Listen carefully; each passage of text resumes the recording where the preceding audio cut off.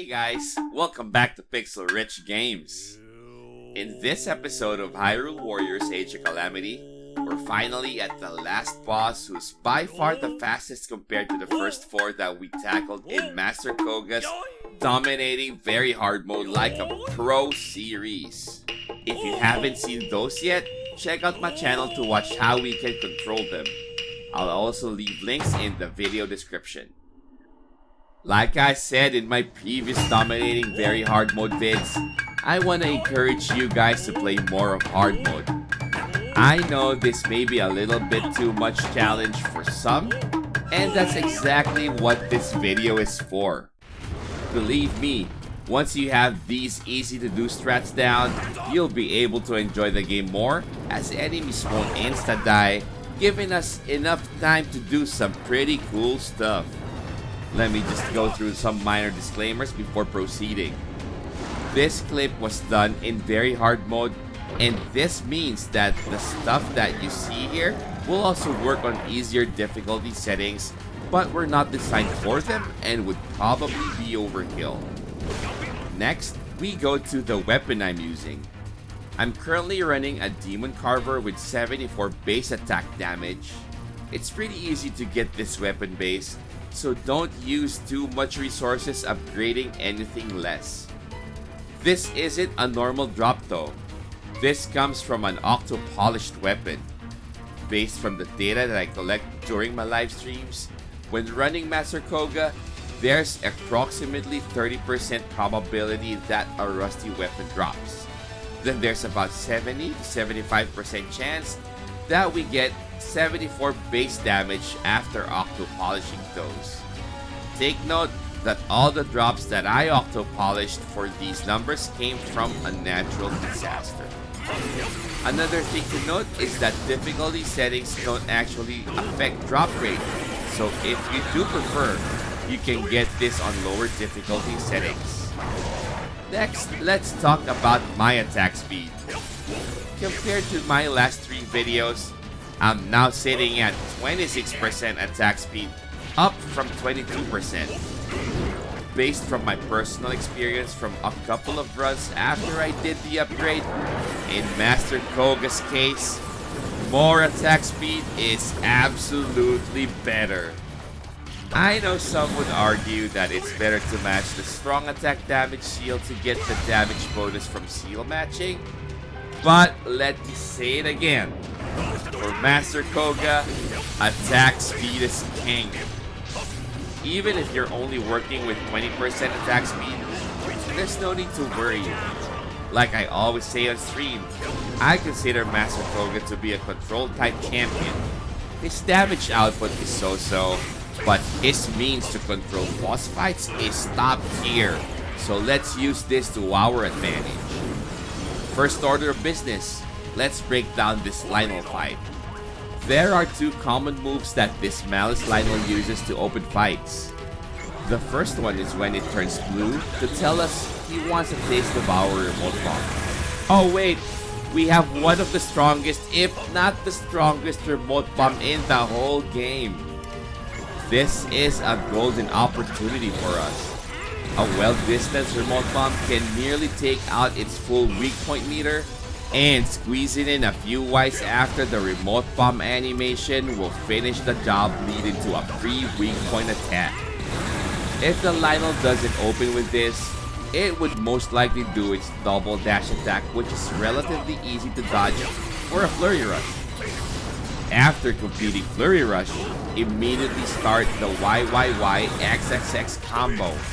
This is where attack speed becomes so important.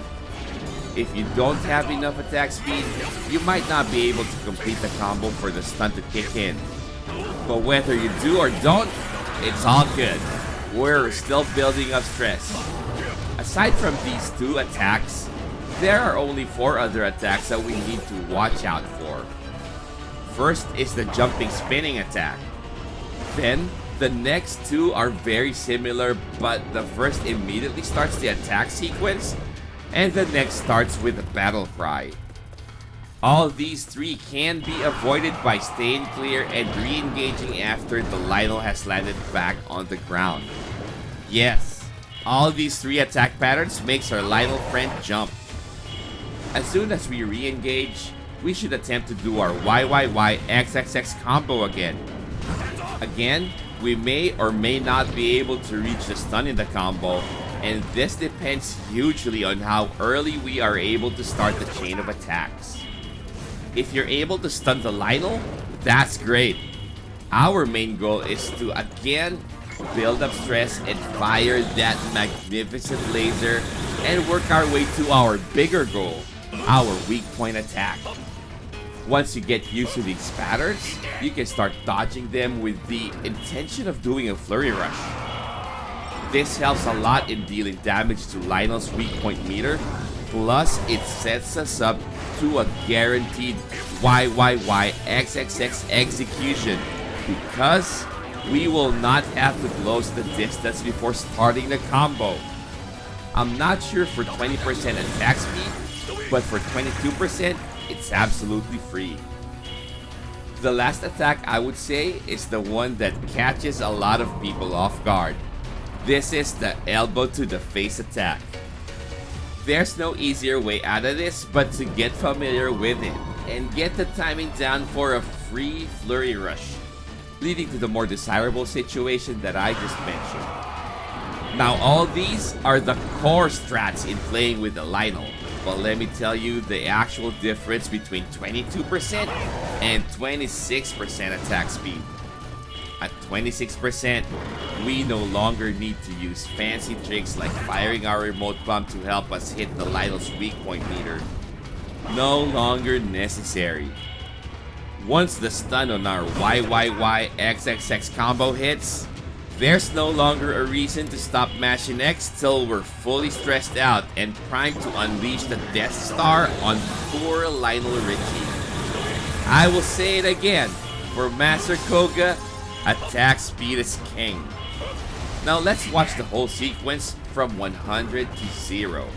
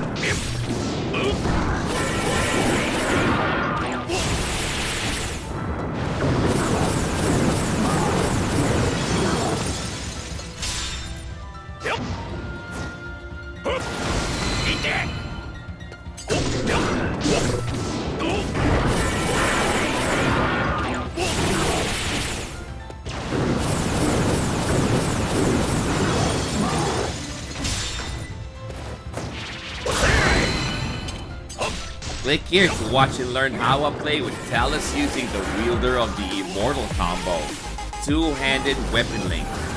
Subscribe to the channel and hit that bell to get notified for more Hyrule Warriors Age of Calamity content. Stay tuned for my next vid. Stay healthy, keep safe, and God bless us all.